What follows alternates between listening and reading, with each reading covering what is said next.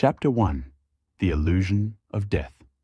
Sherlock Holmes stood at the threshold of the modest residence, his keen eyes absorbing every nuance of the unfolding mystery. A report had reached him that early that morning.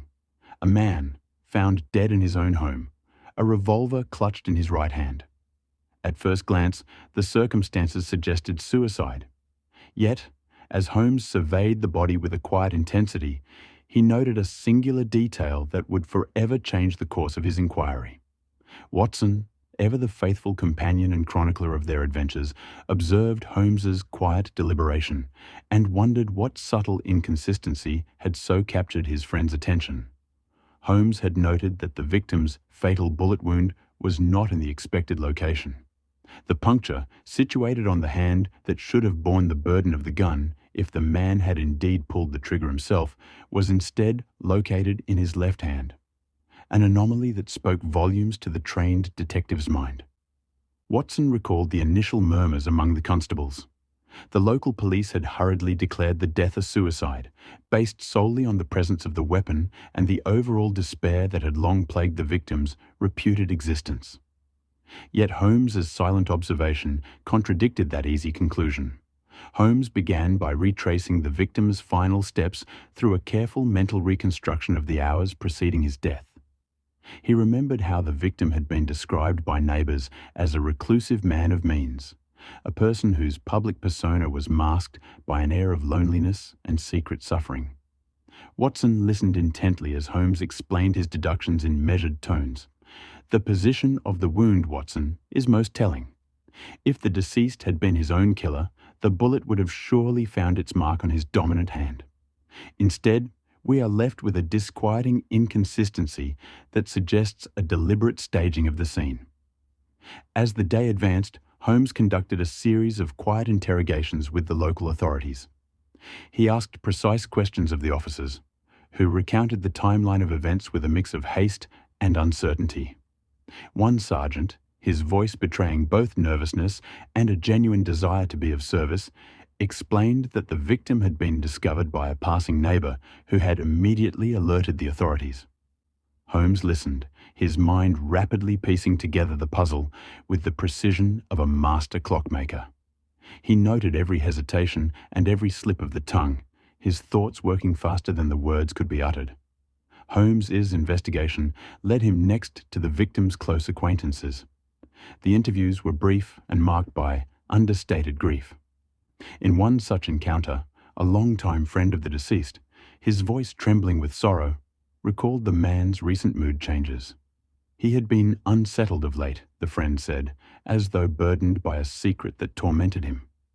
I could not fathom the cause, but his eyes betrayed a soul in turmoil. Watson observed that while the friend's words were laden with genuine sorrow, they also hinted at an internal conflict that now took on a more sinister shade. Returning to the crime scene, Holmes re-examined every detail with an unwavering focus. The victim's posture, the angle of the gun's placement, and the subtle smudges of ink on a nearby letter. All these clues converged in Holmes' mind to form a picture of a meticulously orchestrated act. Watson, who had accompanied him throughout the investigation, felt a rising tension as he observed Holmes' silent determination. It appears, Holmes mused quietly to Watson, that we are not dealing with a man tormented into self-destruction, but rather with a figure whose demise was artfully contrived to resemble the final act of self-harm. Holmes recalled earlier that morning's visit to the residence, where he had found the study untouched by the chaos of struggle. Every book lay neatly on its shelf. Every piece of paper was arranged as if time itself had halted. Yet one document, partially obscured by the victim's hand, caught his attention, a draft of a letter addressed to an unknown recipient. Though the writing was hurried and desperate, Holmes discerned hints of a profound internal conflict. The mind of a man facing ruin often betrays his inner turmoil, he remarked softly, his voice carrying the weight of his own deductions. But here we find no signs of impulsive despair, only a carefully constructed facade. In the days that followed, Holmes dedicated himself to an exhaustive review of the victim's recent correspondences and financial records. Watson assisted by meticulously transcribing details from various ledgers and letters, each piece of paper a fragment of the puzzle. In these records, Holmes discovered evidence of financial irregularities and a series of transactions that had left an indelible stain on the victim's legacy. "The numbers speak a language of deception," he confided to Watson, "for they suggest that the victim had been preparing for a future of ruin, or perhaps even for a final escape." Watson, ever ready to share in his friend's burden of discovery, replied with quiet awe at the layers of cunning that seemed to envelop the case. The investigation deepened as Holmes began to explore the victim's personal relationships. In quiet conversations with those who had once been close to the deceased, he learned of an estranged family member whose presence in the victim's life had been sporadic at best. This relative, a man of an indistinct past, had long been suspected of harboring resentment toward the victim's perceived advantages in life. Although no direct evidence had yet emerged to implicate him in foul play, the possibility lingered in the recesses of Holmes' mind as he weighed every motive and every opportunity. One particularly poignant exchange occurred when Holmes met with an old acquaintance of the victim, a neighbor known for his gentle manner and sharp observation. The neighbor recalled, with a tremor in his voice, that the victim had recently received unexpected visitors, individuals whose identities were shrouded in mystery. "I saw them through my window on a dreary evening," the neighbor recounted, his eyes clouded with uncertainty. "They moved with a purpose, and there was something unsettling in their demeanor. It was as if they had come to reclaim a debt long overdue." Holmes noted every nuance of this account, his mind immediately considering the possibility that the visitors might have been connected to the victim's financial affairs. "Often," he said quietly to Watson as they walked away from the neighbor's modest dwelling, "the arrival of an unknown element signals the prelude to a far more intricate scheme than simple despair." In the midst of these investigations, Holmes's thoughts turned to the peculiar detail that had first set his mind racing: the misplacement of the bullet wound. He pondered the physical mechanics of the act, considering the strength required to hold a revolver steady with an injured hand. "It is an act beyond the capacity of a self-inflicted wound," he explained to Watson in one of their hushed discussions.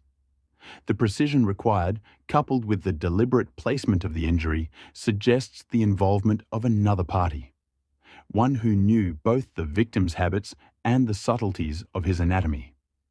Watson, absorbing Holmes' every word, marveled at the detective's ability to uncover layers of deceit that remained invisible to the untrained eye. The case took an even more intriguing turn when Holmes began to re-examine the financial records with a renewed sense of purpose.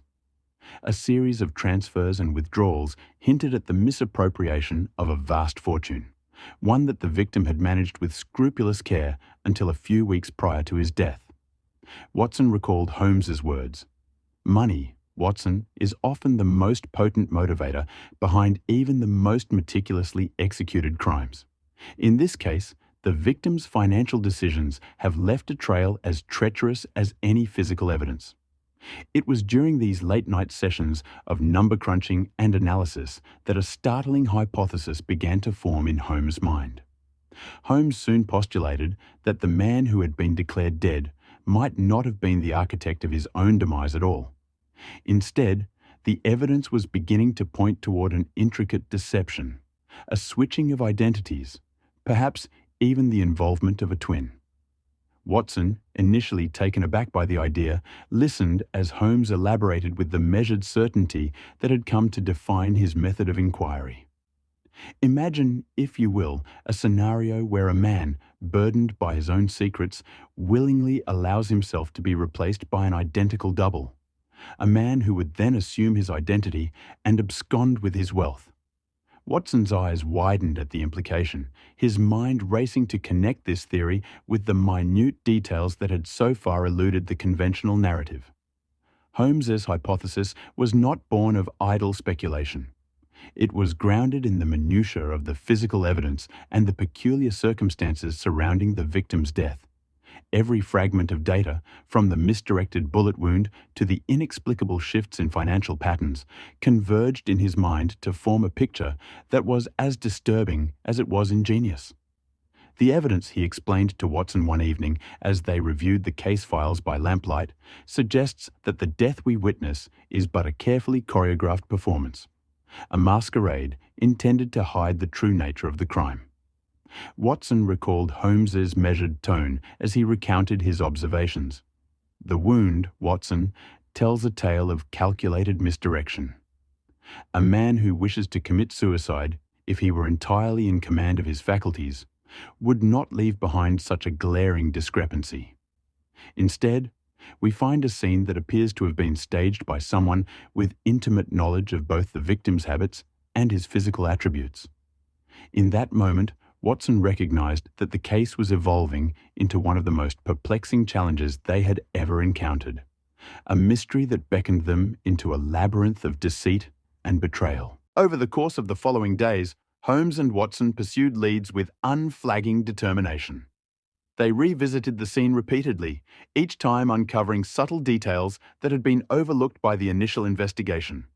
A misplaced book, a half-burned letter in the fireplace, and even the angle at which a chair had been left overturned, all these elements became clues in a puzzle that demanded a level of insight only Holmes could provide. Each detail, he would say in his soft, contemplative manner, is a word in the silent testimony of the crime scene. We must learn to read this language as if it were a sacred text, for therein lies the truth. The investigation soon led Holmes to contact individuals who had once been close to the victim, including a business associate who had been privy to confidential discussions about the victim's financial future. The associate, speaking in a voice heavy with regret, recounted conversations filled with caution and veiled threats. "I recall him confiding in me his fears of betrayal," the associate said, his tone somber as he recounted his recollections. He feared that those closest to him might one day turn against him in pursuit of wealth. Holmes noted the ambiguity in the man's words, recognizing that the seeds of mistrust had been sown long before the fateful day that the victim was found dead. "In the world of men and money," Holmes remarked quietly to Watson, "trust is a fragile thing, easily shattered by greed and ambition." As the investigation deepened, Holmes began to form a tentative profile of the mysterious individual who might have orchestrated the crime. His mind returned repeatedly to the notion of a twin, a man whose existence had been carefully hidden in the shadows of the victim's life. Though no official record mentioned such a relationship, the circumstantial evidence was growing more compelling with each new discovery. The idea of a twin, Watson, is not as far-fetched as it might seem, Holmes observed during one of their reflective walks along a quiet lane. Legends and lore abound with tales of identical siblings, and history is replete with cases where one has assumed the identity of the other. The precision of the act we witness here suggests that the possibility cannot be dismissed out of hand. Watson, whose admiration for Holmes' deductive prowess was matched only by his own sense of loyalty, found himself increasingly drawn into the detective's web of speculation. He recorded every observation meticulously in his journal, aware that the unfolding drama was far more complex than a mere case of suicide. "There is a darkness to this affair," Watson noted in his private musings, "a darkness that hints at betrayal, a cunning adversary who has left behind a trail of misdirection and subterfuge." His words, though softly penned, reflected the mounting tension that gripped both men as they navigated the treacherous waters of deceit. Even as Holmes worked to unravel the financial and personal threads of the case, he maintained a disciplined detachment from the chaos that surrounded him. His mind, ever the instrument of reason, filtered each new piece of evidence through a framework of logic and intuition. In every crime, he once confided to Watson during a quiet moment of reflection, there exists an order beneath the apparent chaos. It is our task to uncover that order, to see the hidden patterns that betray the truth. Watson had come to rely on these words as a guiding light in the murky realm of criminal investigation, a reminder that even the most baffling puzzles could be solved through patience and persistence. Late one evening, After a long day of inquiry and analysis, Holmes sat in quiet contemplation over a series of documents that detailed the victim's final transactions. His eyes narrowed as he discovered a series of transfers that, though seemingly innocuous at first glance, hinted at an intentional diversion of funds. The trail of money, he mused to Watson as they pored over the records together, often leads us to the heart of the matter. Here, we see a pattern that cannot be reconciled with a simple case of despair. Instead, it suggests a premeditated act designed to obscure the true flow of wealth. Watson noted the conviction in Holmes' voice, a conviction that left no room for the mundane explanation of a solitary man's suicide. In the midst of this labyrinthine investigation, Holmes' thoughts turned once again to the anomaly of the bullet wound. He recalled the precision required to inflict such a wound on a hand that was not naturally dominant, a detail that, to him, was as clear as a beacon in the night. "This is not the work of a man overcome by grief," he declared, his tone resolute. "It is the calculated mark of someone who wished to leave behind a signature that, if deciphered correctly, will reveal the true architect of this tragedy."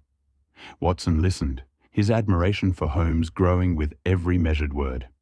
He knew that the detective's insights were not mere flights of fancy, but were rooted in a deep understanding of human nature and its capacity for deception.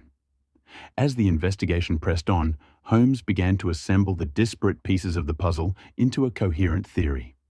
The evidence suggested that the victim's death had been staged to simulate an act of self-destruction, a final, desperate attempt to mask a far more sinister plot. In the quiet recesses of his mind, Holmes entertained the possibility that the victim had been replaced by someone who bore an uncanny resemblance to him, a double who had taken advantage of familial bonds to orchestrate an elaborate ruse. "The notion of a twin," he explained in a low, thoughtful tone to Watson, "is one that may seem fantastical, yet the clues before us demand that we consider even the most unlikely scenarios." Watson, though initially incredulous, felt the stirrings of a reluctant acceptance as he weighed Holmes's deductions against the stark reality of the evidence. In the days that followed, as Holmes continued to unravel the financial misdirections and personal betrayals, he maintained a steady focus on the singular inconsistency that had set this case apart: the curious placement of the bullet wound. Every conversation, every review of a ledger, and every recollection of a witness's testimony served to reinforce his growing conviction that the death had been no accident, no simple act of self-destruction. Instead, it was the culmination of a carefully plotted scheme, a masquerade designed to deflect suspicion from a deeper and more profound crime. "We must look beyond the obvious," Holmes urged Watson in one of their many reflective moments, "for in the shadows of the mundane lie the truths that are all too easily overlooked." The case grew in complexity with each passing day, and Holmes found himself drawn into a web of intrigue that extended far beyond the quiet confines of the victim's home. New leads emerged from unexpected sources: a cryptic note left in a discarded envelope, the testimony of a reluctant witness whose memory betrayed him, and a series of financial records that hinted at an elaborate conspiracy. All the while, the detective's mind worked ceaselessly to connect these fragments into a unified theory. It is as if we are dealing with a man who has not only mastered the art of deception, but who has also ensured that every clue, every misdirection, is designed to mislead us at every turn. He confided to Watson during a moment of quiet intensity. Watson observed the transformation in Holmes with a mixture of admiration and concern. The detective's eyes, once so animated by the thrill of a new case, now held the weight of someone who had glimpsed the dark underbelly of human ambition. "There is a profound sorrow in the artifice of this crime," Watson recorded later in his journal, "a sorrow that speaks not of a troubled soul, but of a heart hardened by the relentless pursuit of wealth and power."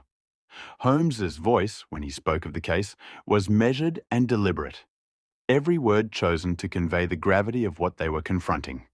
As the investigation neared its current impasse, Holmes resolved to re-examine every element of the evidence with renewed rigour. In quiet moments spent poring over the victim's personal effects, he discovered further anomalies. a misplaced personal item, an unusual inscription on a family heirloom, and the lingering scent of an unfamiliar cologne that seemed out of place in the otherwise ordinary domestic setting. Each discovery deepened his suspicion that the man who had been declared dead was, in fact, the victim of an elaborate impersonation. "There exists a duality in this tragedy," Holmes murmured to Watson during one of their many late-night discussions. "One that speaks of a life divided not by fate, but by design. A design in which the ultimate betrayal is committed not by an external enemy, but by one who shares the same face." In that moment, Watson felt the full weight of the mystery settle upon him. He recognized that what lay before them was not a simple case of self-inflicted death, but an intricately constructed ruse, a performance in which the boundaries between truth and illusion had been blurred beyond recognition. Holmes, ever the embodiment of clarity amidst chaos, continued his work with a steadfast resolve that inspired both awe and trepidation. "The game is afoot," he declared softly, his eyes fixed on the records before him. "We are but players in a drama of deception, and the truth, however deeply concealed, will be revealed in time." Thus, with each passing day, the case deepened into a labyrinth of hidden identities, misdirected finances, and carefully crafted alibis. The victim's seemingly straightforward life was gradually revealed to be a tapestry woven with threads of duplicity and betrayal. Holmes' investigation, marked by its relentless pursuit of even the faintest clue, led him to suspect that the man found dead was not the one who had truly perished. Instead, he began to entertain the possibility that an impostor, a man of identical appearance and equally complex motives, had assumed the victim's identity. "The very notion challenges our perceptions of mortality," Holmes confided to Watson in a moment of profound introspection, "for it suggests that death, as we understand it, is not the final act, but rather a cleverly orchestrated deception." As twilight gave way to the deep hues of night, the detective and his faithful companion prepared to delve deeper into the case. Their minds, honed by years of confronting the darkest aspects of human nature, were now attuned to the subtlest signals of deceit. Each clue was a whisper from the past, a silent testimony to a crime that defied conventional explanation. Holmes's methodical approach, combined with Watson's steadfast loyalty, created a partnership that thrived on the thrill of discovery and the unwavering commitment to justice. "Every puzzle," Holmes remarked softly, as they prepared to leave the modest office that had become their temporary headquarters, "holds within it the promise of revelation. And so, we must persist, even when the path is obscured by shadows and doubt." In the quiet moments that followed, as the two men reviewed their notes and contemplated the endless array of possibilities, the true magnitude of the mystery began to take shape. It was not merely a case of a man ending his own life, but rather a complex interplay of identity, betrayal, and the insidious lure of wealth. Holmes' eyes, ever alight with the fervor of deduction, reflected a mind that was already several steps ahead of those who had labeled the case a mere tragedy of despair. "There is much more at work here than meets the eye," he declared, his voice resolute. "We stand at the threshold of a mystery that challenges the very nature of what we consider to be truth." Thus, as the first chapter of this perplexing case drew to a close, Holmes and Watson found themselves poised on the brink of revelations that promised to upend the established narrative. The evidence had been gathered, the contradictions noted, and the seed of a far more intricate deception firmly planted in their minds. The man who was believed to have taken his own life was, in truth, but a pawn in a far grander game, a game in which identity and mortality had been manipulated to suit a purpose beyond the ordinary. And as the night deepened, so too did the mystery, beckoning the intrepid detective to venture further into the labyrinth of human deceit. In the quiet solitude of his study, Holmes sat back and allowed his thoughts to wander over the intricacies of the case. Each fragment of evidence was a note in a symphony of subterfuge, a melody that spoke of hidden motives and unspoken truths. Watson, ever the faithful chronicler of these extraordinary events, recorded his observations with a mixture of awe and trepidation. The truth, he wrote in his journal, is a delicate balance between what is seen and what is concealed. In this case, the lines have been so expertly blurred that we must rely on every ounce of our deductive reasoning to pierce the veil of illusion. And so, with the dawn of a new day casting a hopeful glow on the path ahead, Sherlock Holmes and Dr. Watson resolved to continue their quest for the truth. The man who had been found dead was now emerging as a symbol of a deeper enigma, one that challenged the very notions of identity and mortality. With their minds sharpened by the pursuit of justice and hearts steeled against the corrosive influence of deceit, they prepared to step into the next phase of their investigation, determined to uncover the hidden machinations behind the elaborate masquerade of death. Chapter 2. The Revelation of Shadows. Sherlock Holmes resumed his investigation with an intensity that bordered on obsession, his mind weaving through the threads of evidence that had emerged in the preceding days. The revelation of a potential imposter, a twin hidden in the victim's shadow, had propelled him and Watson into a realm where nothing was as it appeared. Holmes's eyes, sharp and unwavering, fixed upon a series of documents that detailed financial transfers, clandestine meetings, and cryptic messages. He considered each nuance with deliberate care, piecing together a narrative that was equal parts cunning design and tragic inevitability. Holmes' first step was to revisit the financial records in their entirety. Late into one quiet night, with only the flicker of a solitary lamp illuminating his study, he scrutinized every ledger and bank statement, searching for irregularities that might betray the hidden hand behind the deception. Watson observed the detective's methodical progress, noting how every figure, every decimal point seemed to transform into a clue, pointing toward an elaborate orchestration of wealth. The numbers, Watson, reveal a subtle manipulation of assets that is hardly coincidental, Holmes remarked in a measured tone as he traced a series of transactions that could only have been planned with forethought. Watson, pen in hand, recorded each observation meticulously, aware that the complexity of the scheme was far beyond the reach of mere coincidence. As the investigation advanced, new leads began to emerge from those who had once been peripheral to the victim's life. A reclusive accountant, whose calm demeanor belied a depth of knowledge about the victim's finances, recounted in low, deliberate tones the existence of an alias associated with the victim's accounts, a name that, when cross-referenced, suggested the existence of a second identity. I was once told that the victim maintained a secret portfolio, hidden from prying eyes, the accountant recalled, in a voice laden with the weight of confidential revelations. Holmes's eyes sparkled with the thrill of discovery, his mind racing ahead to the possibility that this hidden identity belonged to the elusive twin.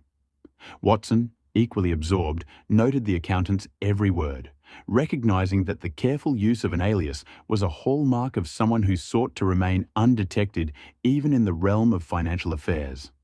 The detective's next course of action took him to the doorstep of a former business partner of the deceased, a man whose reputation for discretion was matched only by his own secretive past. During a lengthy conversation held in hushed tones, the partner recalled instances of heated discussions and subtle hints that something was amiss in the victim's inner circle. He often spoke of betrayal, as though he were constantly haunted by the spectre of an imposter, the partner confided, his voice tinged with regret. Holmes listened intently, piecing together the puzzle of personal relationships and hidden resentments that seemed to underpin the victim's final days. "It appears," he murmured, his tone thoughtful, that there existed an undercurrent of treachery in his personal dealings, a betrayal not born of malice alone, but of an ambition that sought to tear the bonds of kinship asunder. The investigation soon led Holmes and Watson to a long-forgotten address in the outskirts of the city, where whispers of a mysterious relative had once circulated among the local community.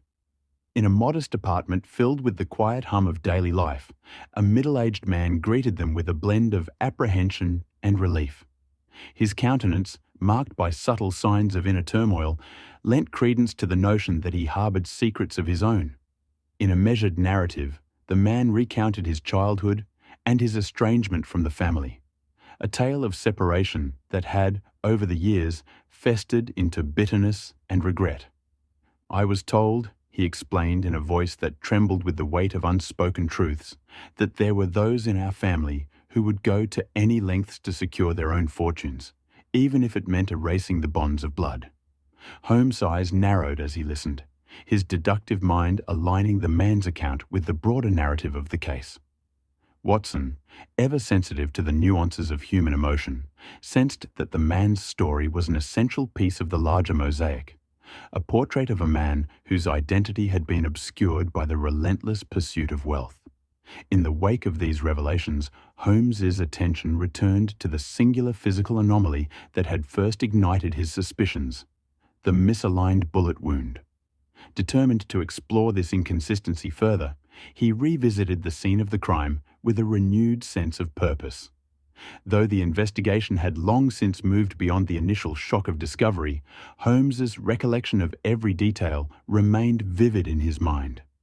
The angle of the wound, the precise positioning of the hand that bore the injury, and the subtle signs of an altered stance all spoke of a deliberate manipulation of the scene. The wound was inflicted with the precision of an artisan, not the haphazard despair of one committing suicide, he noted in a reflective tone to Watson as they re-examined the evidence. Watson, absorbing each detail with the intensity of a man who had seen too many mysteries unfold, agreed silently that the evidence pointed to an act of calculated subterfuge. The trail of clues began to converge in a manner that was as startling as it was inevitable. Holmes's hypothesis about the twin began to crystallize as he compared the minute details of the crime scene with accounts from those who had known the victim intimately. Every piece of evidence, whether it be a misdirected ledger entry or a seemingly insignificant comment made in passing, reinforced the notion that the man who had been found dead was not entirely the victim of his own hand. Instead, it appeared that a substitute, a man whose very existence had been obscured by the shadows of an identical resemblance, had stepped in to assume the role of the victim. The artifice of the scene, Watson, is not simply a masquerade of death. It is a deliberate attempt to confuse our perceptions of identity, Holmes explained in a tone that resonated with the certainty of one who had uncovered a profound truth. As days turned into nights filled with relentless analysis and quiet determination, Holmes's search for the elusive twin led him to the fringes of society, where secrets were traded like currency. In one such encounter, he found himself in the company of a street informant whose reputation for unfiltered honesty had earned him the respect of both the criminal underworld and the law alike. The informant, with eyes that darted about as though every shadow held a hidden threat, recounted whispers of a man seen in the company of those who moved in circles of power and influence. A man whose appearance was strikingly similar to the deceased. "I have seen him in the dim light of the taverns, lurking as if he were searching for someone or something," the informant revealed in a cautious tone that betrayed both fear and intrigue. Holmes absorbed the information with measured interest, noting that the description perfectly matched the elusive twin he had long suspected. Watson, though wary of the informant's casual revelations, recognized the value of the details in framing the broader picture. In the weeks that followed, Holmes' investigation grew ever more complex as he began to piece together the timeline that would reveal the true nature of the imposter's deception. By revisiting testimonies, reanalyzing financial records, and pursuing subtle hints dropped by those who had once been on the periphery of the victim's world, he slowly constructed a narrative that was as intricate as it was damning. The detective's recollections of conversations held in hushed tones in quiet parlors, of furtive glances exchanged between business associates, and of the almost imperceptible signs of deliberate misdirection coalesced into a single, damning theory. A man, driven by the twin forces of greed and desperation, has not only taken advantage of the trust bestowed upon him by his kin, but has also engineered a scheme so precise that it defies the ordinary bounds of criminality, he remarked to Watson during one of their lengthy discussions. Watson, recording every word in his journal, found himself both awed and unnerved by the breadth of the deception. The breakthrough in the case came unexpectedly. An unsigned letter, hidden among a collection of the victim's personal correspondence, surfaced through an anonymous tip. Its contents, written in a hurried yet deliberate hand, hinted at a secret meeting between the victim and an individual whose identity was shrouded in ambiguity. Holmes and Watson pored over the letter with the intensity of men who understood that this was the key to unlocking the mystery. The words on this page speak of regret, of a desire to escape a life of duplicity, Holmes observed quietly, his voice betraying a mix of wonder and foreboding. They hint at an awareness that one's identity can be both a blessing and a curse, a truth that is all too apparent in the case before us. Watson, his pen moving feverishly as he transcribed every detail, concurred that the letter was more than a simple missive. It was a confession encoded in metaphor, a revelation that the victim had long known that his life was not entirely his own. Encouraged by this development, Holmes expanded his search, scouring records and questioning those who might have known the victim's inner circle in more depth. One such conversation took place with an old confidant, a woman whose recollections of the victim were tinged with both warmth and sadness. In a voice soft yet resonant with certainty, she recalled moments when the victim had confided his fears about a looming betrayal. "He once confided in me," she narrated with a wistful tone, "that he believed a part of him had been lost to ambition, a part that sought to usurp his very identity." Holmes listened intently, his mind mapping the contours of the relationship and noting how her words aligned with the emerging theory of a twin's interference. Watson, who had long admired the victim for his complexity, recognized that her account added a profound layer to the mystery, one that spoke not just of financial and physical deceit, but of an existential crisis that cut to the very heart of what it meant to be oneself. The puzzle, as Holmes now saw it, was a tapestry woven from threads of misdirection, betrayal, and a chilling premeditation that left little room for error. Every new piece of evidence lent further weight to the hypothesis that the man who had been declared dead was merely a pawn in a larger, more cunning game. A game in which an impostor had assumed his place with the intent of seizing not only his fortune, but also his identity. In a case such as this, Holmes confided to Watson during a quiet moment of reflection, one must not only decipher the clues left in plain sight, but also read between the lines of human emotion and ambition. The shadow of a twin, a mirror image born out of greed and despair, now looms over the narrative we have so painstakingly assembled. The turning point came when a series of intercepted communications, missives exchanged between unknown parties, surfaced in a small, inconspicuous safe deposit box. The letters, each more cryptic than the last, hinted at plans to relocate, to assume new identities in far-off lands where the past could be left behind. Holmes' eyes shone with the thrill of revelation as he deciphered the coded language that spoke of escape and the meticulous planning of a new life built upon the foundation of deception. "The language here is that of a man who has rehearsed his departure for weeks," he noted in a measured tone, "and who has orchestrated every step of this exodus with the precision of a master strategist. It is clear that this is no ordinary case of self-destruction, but the work of someone who has deliberately arranged every detail to ensure that the truth remains hidden in plain sight." Watson, who had grown accustomed to the detective's singular focus, scribbled down every detail, realizing that the chase was nearing its climax. In the wake of these revelations, Holmes and Watson pursued the trail of the impostor with renewed determination. Their investigations led them to a series of transient locations: a hotel under an assumed name, a courier service used exclusively for discreet deliveries, and even a public park where an individual, whose mannerisms were oddly reminiscent of the deceased, was seen meeting with unidentified persons. In each instance, Holmes's deductive acumen shone as he gathered fragments of evidence, each piece contributing to the final damning mosaic. "There is an elegance in the manner by which this ruse has been executed," he commented quietly to Watson during one of their nocturnal excursions. "Every move, Every hidden message has been calculated to mislead those who would seek the truth. And yet, as with all intricate designs, there remains a flaw, a subtle oversight that will reveal the true nature of the crime. That oversight, as Holmes came to recognize, lay in the inherent vulnerability of duplicity itself. The imposter, in his relentless pursuit of fortune and freedom, had inadvertently left behind a trail of evidence that could not be reconciled with the careful facade of self-destruction. As Holmes retraced the final days of the victim's life, he began to map out the sequence of events that would culminate in the ultimate revelation of the twins' betrayal. In a series of quiet, determined exchanges with Watson, he outlined the intricate interplay of motives and coincidences that had led to this point.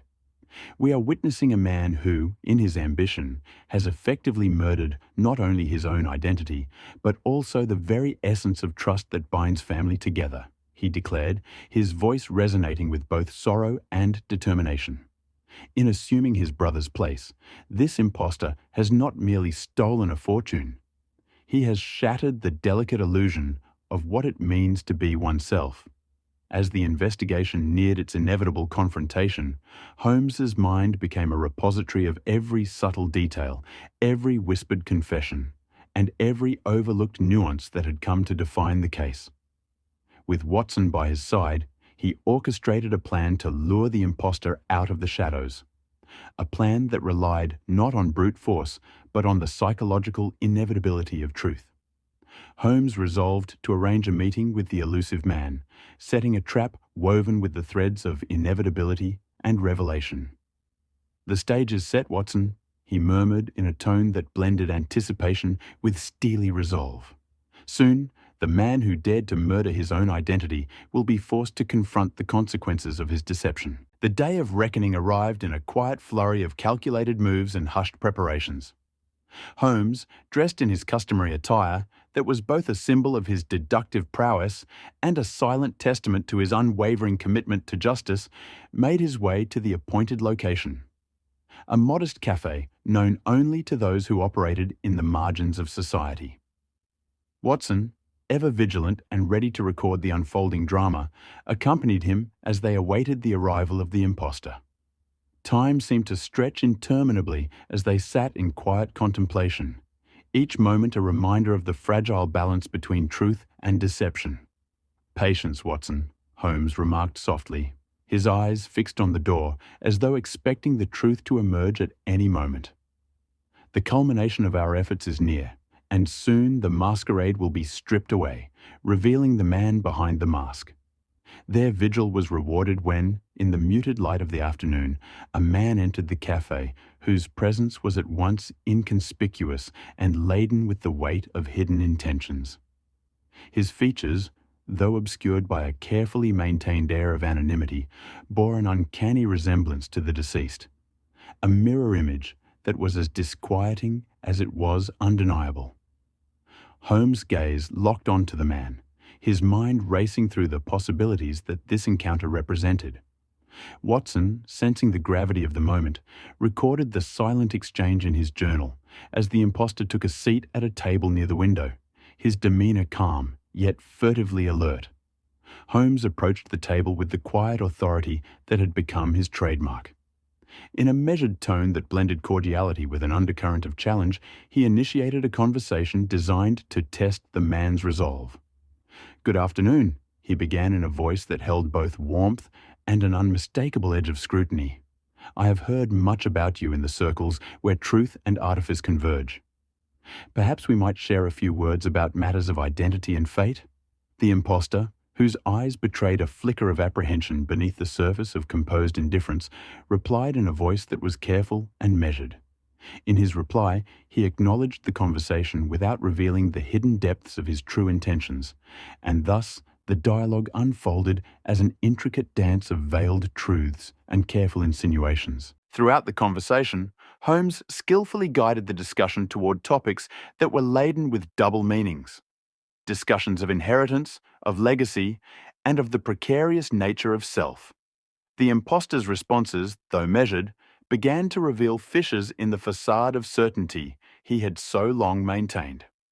One must always be vigilant regarding one's legacy, Holmes remarked in a tone that was both philosophical and probing. For the legacy we leave behind is but a reflection of the choices we make in the face of overwhelming temptation. The impostor, his eyes momentarily betraying a glimpse of inner conflict, responded in kind, hinting at the idea that identity was a fluid concept, a notion that resonated deeply with the detective's own burgeoning theory. As the conversation drew to a close, Holmes gently pressed the matter further, allowing subtle implications to seep into the dialogue.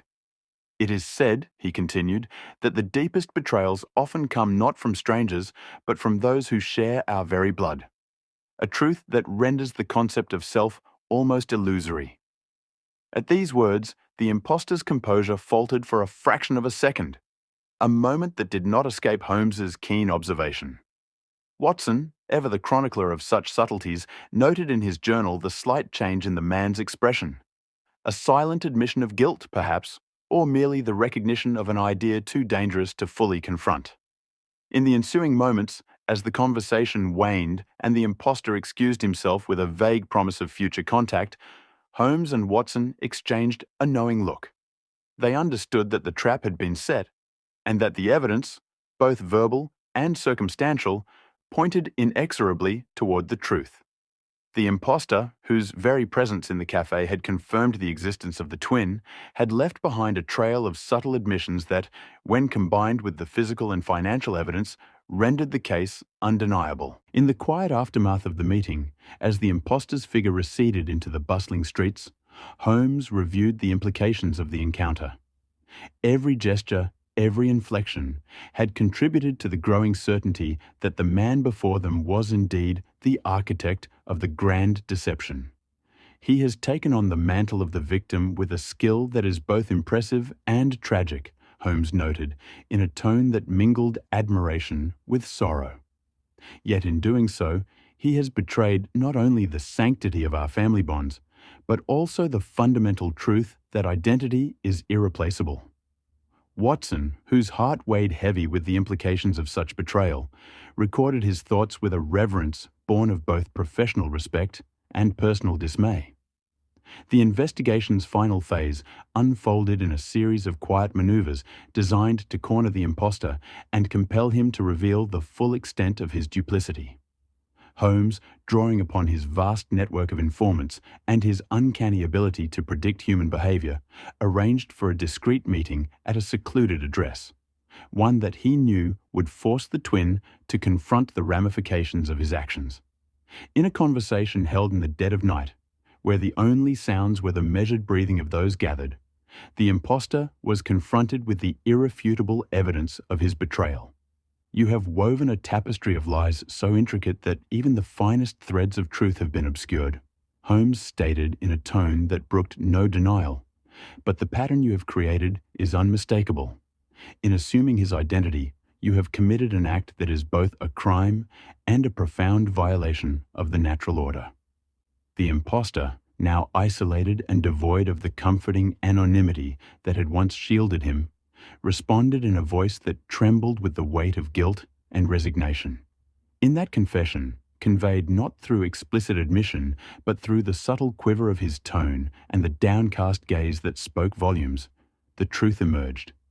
The impostor was indeed the twinner man who had deliberately assumed his brother's identity and orchestrated a facade of suicide to claim the fortune that rightfully belonged to the one who had been left behind.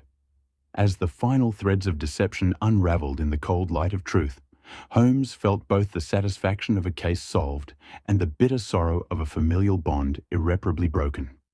Watson, who had borne witness to every twist and turn of the investigation, recorded in his journal the profound realization that sometimes the greatest mysteries lay not in the machinations of criminals, but in the dark recesses of the human heart.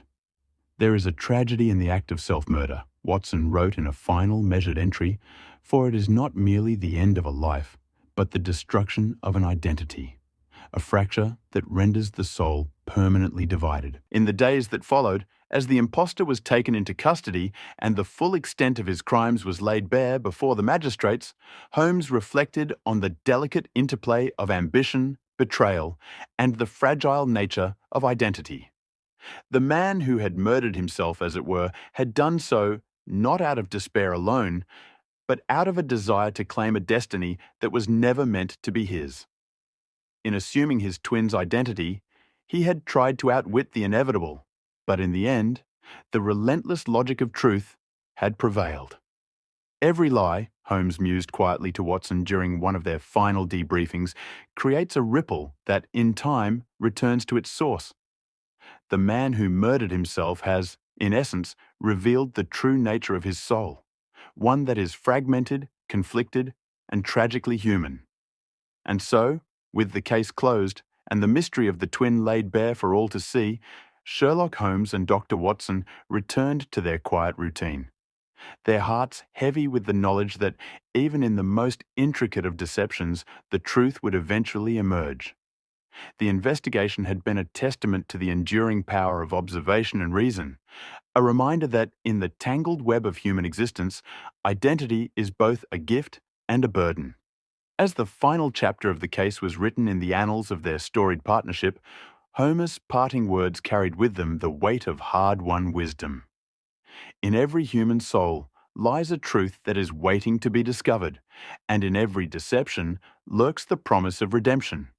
It is our duty, Watson, to see through the shadows and to unmask the illusions that so often obscure the light of understanding.